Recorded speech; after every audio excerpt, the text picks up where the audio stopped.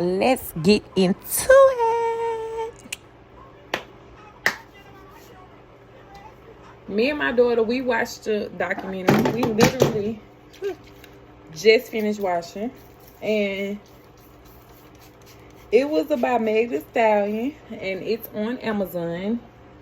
It's streaming now, so I don't know if you want to watch it or if you don't want to watch it, if you a Meg fan or not, or you a Tory fan, because it will show you a perspective of what happened. Me personally, I was not believing Meg. I didn't believe Meg. I really did. I ain't gonna say I thought she was lying. I'm gonna say I thought it was exaggerated. And I felt like it was a lot of holes in the story that wasn't told.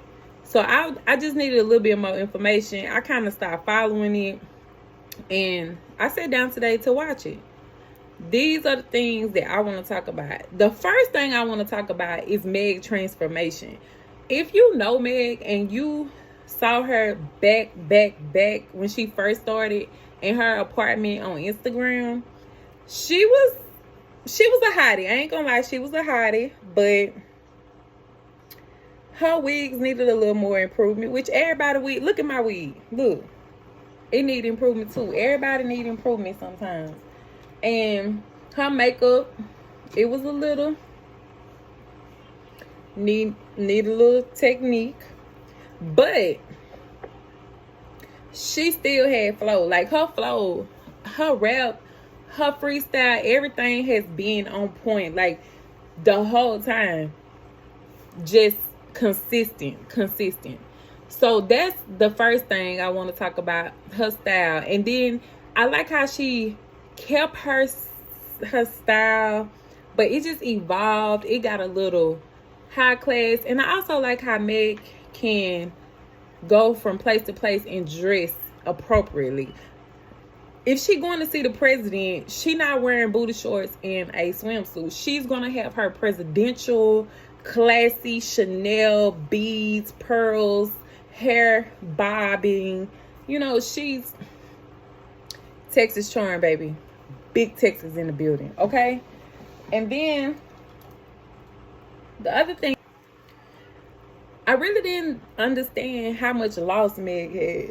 Like, I didn't realize that she lost so many people in her family. She lost her mom. No, I think her dad died first. Her dad, her mom. She lost her best friend. She lost her boyfriend. She lost, it's just so much loss and trauma that I feel like when her and Tory connected, they connected on the trauma line. His mom died, her mom died, and they just felt together. And the reason why Tory probably latched on to her is because, I don't want to say this, but Tory, to me, he just give off top. DL, top. Don't know his sexuality, but this is alleged. I don't know. That's what his aura is. He just a weak ass nigga, So good luck to Tory, But at the end of the day, people be drinking, people be on them drugs and stuff, and they really don't know what they be doing, to be honest. They be outside acting hard, things pop off, and there you go. You done put yourself in a situation, honey. So that's that. And then another thing with Tory I didn't really like about him is that I didn't realize he made those videos about horse legs and stuff, chopping up horse legs at the butcher shop. I thought that was wild. First of all, you already accused of shooting somebody, and then you go so far as to trolling them and making a video evidence that can be used in the court of law. I don't know why people be making videos and rapping about stuff when you go to court, they're going to use it as evidence. I hope y'all know that. So That's another thing. And then the fact that she went to a whole concert and he's there with a mask on. Like, I'm just so glad that Meg made this documentary to let us know really what was the tea on him. Because baby, she clocked it. She really did. And I really, like I said, I was not believing her. I was not believing Meg, y'all. But I started believing her, and I do believe her now. I don't really think that she was lying because she was crying so much. The girl was really in her feelings. So all this trauma, y'all, and nobody on her team ever stopped and said, well, you know what? I think we should get you some help. I think it'll be a good idea to get you some help. I never heard no one say that. All I heard people say was, you know, we can do another booking, or we can, you're booked to the 25th. Oh, you have an opening for this. Do you think you can commit? And she was screaming, hey, I'm feeling stressed out. I'm feeling this type of way. I heard her say it. I'm feeling this type of way. Nobody. So I feel like her team let her down. Her team did not give her what she needed. You know, they give you the hair, they give you the makeup, they give you the production, they give you the lights, they give you the glam, they give you all this, but they don't give you this. Nobody can give you that, but they can give you some support. They can give you services. You know that you messing with the hottest hottie in the United States. You know you can put her in a rehab or something like that. So, you know, I also feel that, oh, let me take a sip of ginger ale. Yeah.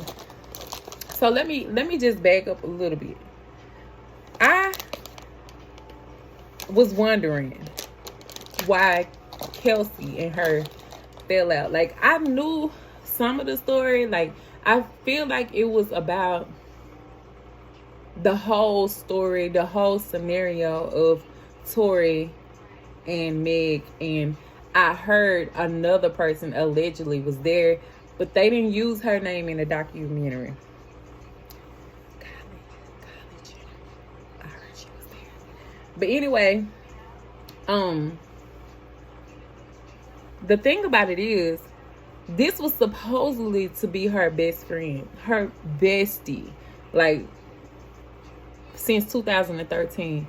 Never mind, it was only 2022 when this happened. So give or take, you've been this girl best friend 4 to 5 years, which I really don't think you can really know somebody in 4 or 5 years, especially like if you didn't grow up with them, you didn't see them in their innocence, you didn't really know them. You just know like a surface area of them, which is cool. They can be your best friend. Y'all can do some things together. You can go some places, but you really don't know nobody until some kind of trauma, some kind of event that makes a ultimate decision of fate happens. That's when you really know you somebody. So I feel like this really just told Meg and showed Meg a lot, because she tested Kelsey before, like, she really blew up. Before she really blew up, she really tested Kelsey. This was like God telling Meg, like, who was gonna be there for her, like, who was not gonna be there for her.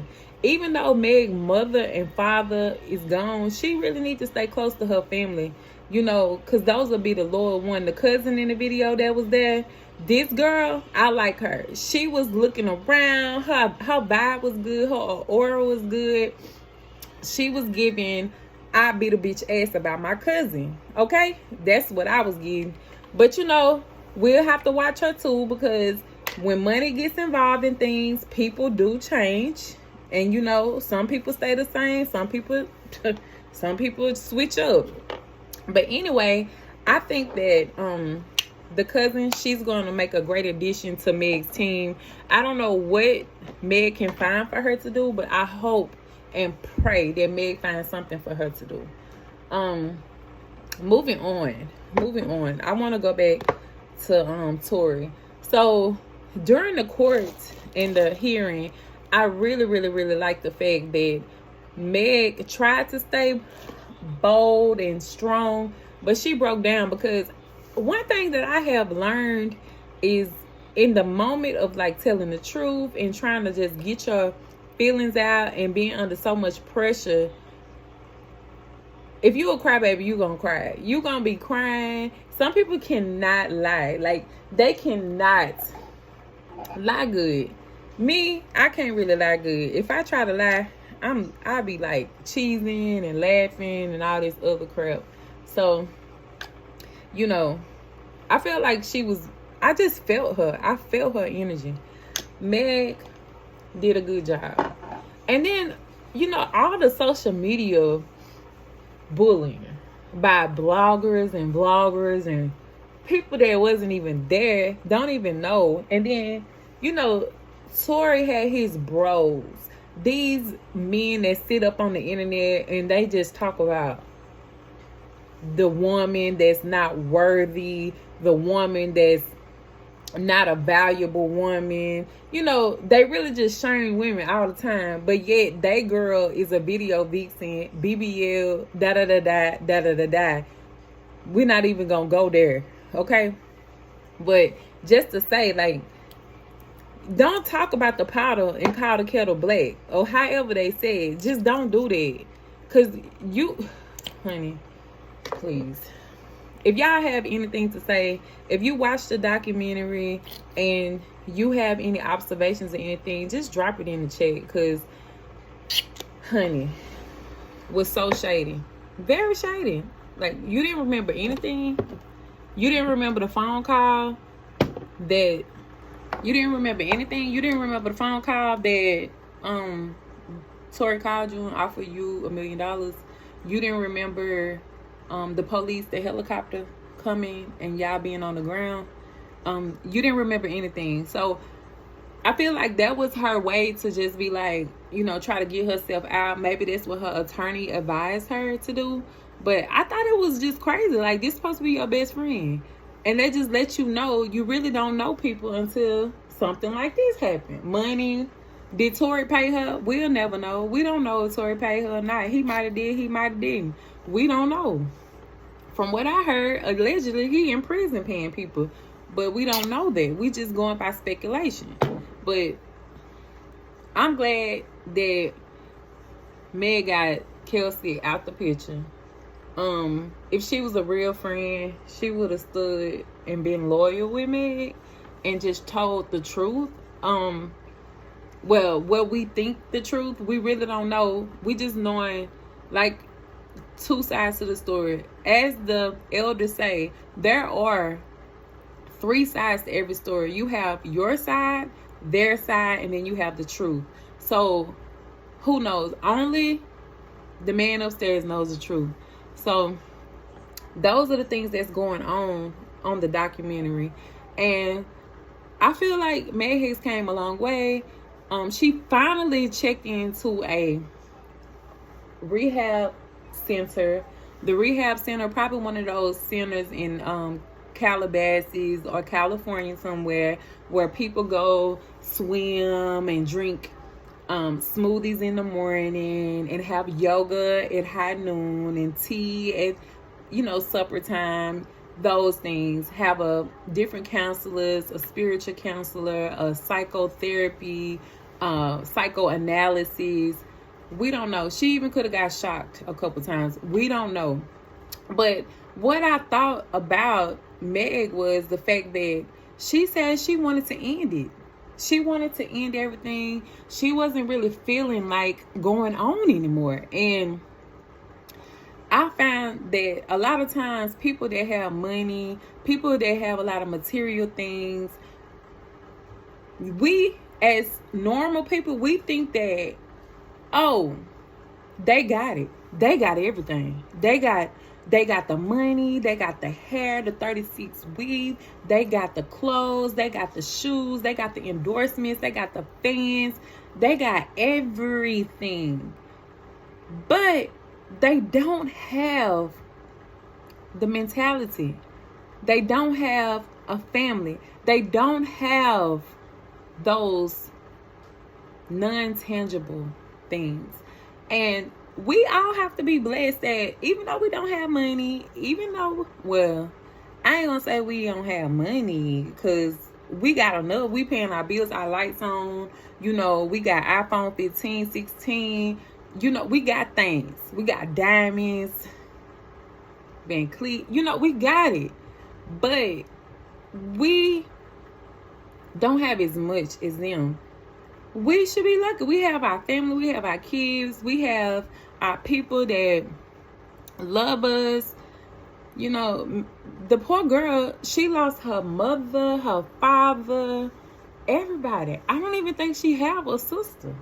She don't have a sister. She don't have a brother. I think she was the only child. So that's one thing about having family. A lot of people will be like, oh, I don't want to have kids. Like, I don't want to be bothered. But a lot of times you might be alone. You might not have anyone there with you. And if you're okay with that, it's okay. If you wanna be the type of person that, you know, live a very solitary life, that's completely fine. Everything is up to you. Whatever you feel like works for you and your life, that's what it is. I have been in situations where I've saw people that have lived a long time that didn't have kids. And I always say, like, what's your success? Like, what's the key? What's the success to living a long life? And I know a couple of old ladies was like, don't have kids and don't get married. I was like, what? Don't have kids and don't get married, but that's what your family train you to do. They train you to get married. They train you to have kids. They train you to cook and clean, give up your career so that you can be a mother, be a wife. And, you know, if that's what you want to do, that's fine. But I feel like you don't have to give up your entire life. You don't have to give up everything you want. You can have a balance. If you want to have a career, you can have a career. If you want to have a family, you can have a family. One of the things Meg struggles with is sexuality and sex. If you too fluent with these things, people kind of like, they might take you for a joke. Maybe that was why some of the people was bullying her online. But it's her body. As they say, my body, my choice. That's what the people was saying yesterday, okay? They were saying, oh, it's my body, it's my choice. So if that's what you want to do, you can do it. But at the end of the day, it's going to be some kind of consequences. People not going to take you serious if you out here doing this stuff. And I know a lot of people, especially the younger generation, they feel like, oh, it's okay to have that one night. It's okay. I'm just living my life. But you have to think about things that come later, because it's called life, honey. It's been like that. But God bless Meg. God bless her. And I just hope that she continues to do good on her wellness journey. And I find it so funny that Tasha K was on the Netflix series. I watched Tasha K a couple weeks ago, and she was saying that she was going to contact them so she can get her money, okay? Yeah, pay her. Because if she was to put y'all on her platform, y'all want to sue the lady. So pay the lady her money, you know? Pay her coins, honey. Pay them to her. She deserves it. A lot of people don't like Tasha K, but Tasha K cool. I went to her little concert, little stand-up comedy show in Boston, baby, and it was good. I'm going to tell you that.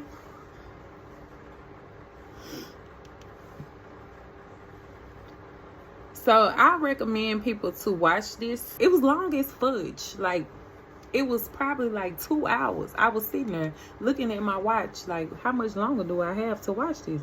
But I would recommend watching it, because you can learn a lot from what Meg had to say. She was basically just giving us the truth and the fact that, come to find out, she lied on Gayle King. But as I said, she was already embarrassed because people was talking about her promiscuity, everybody she already had sex with, and the people that she had been with, and you know, all the parties she had been to. I hope she wasn't at a dating party. I don't think so. I didn't see no video. I ain't heard nobody saying that, so I don't know. But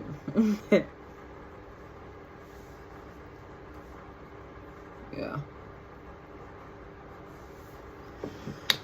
Oh man, she looked better. She seemed better. Her spirit, her energy, everything seemed like on point. She don't seem like she is as worse as she was. Because anytime you talk about unaliving yourself, baby, you in a bad spot. Very, very, very, very bad situation. You know, a lot of people be in those type of situations. They really don't talk about it. I know when I was in my 20s, I had a couple incidents where I wanted to unalive myself too. I basically was going through a lot with my children's father. And I didn't want to deal with it no more. I didn't want to deal with anything. I just wanted to basically just be out. But then you look at your family, you look at your loved ones, and then you just be like, you know what? I can do it.